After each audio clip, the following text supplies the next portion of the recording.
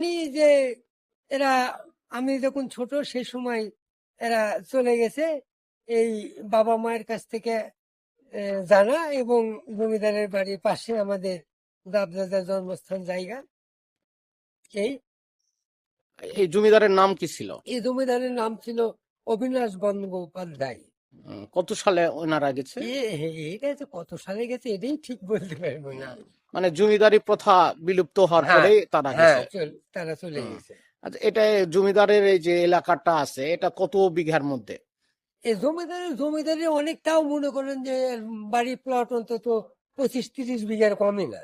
তোমরা না? আর কোনো কি ঐতিহাসিক কোনো ঘটনা আছে নাকি এই জমিদারের?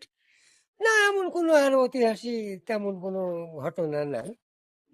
আপনি কি শুনছেন এই এলাকার লোক কি বলে?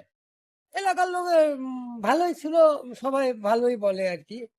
এই বাড়িকে হাজার দুয়ারিও বাড়ি বলা হ্যাঁ, হয়। হ্যাঁ, হ্যাঁ, এই এটা বাড়িটা আসলে হাজারদুয়ারি নাম, কিন্তু জানলা দরজা দিয়ে হাজারটা, এবং একটার ভিতরে দুটো করে জানলা সেট, হুম, একটা কাছে আর একটা পাল্লা।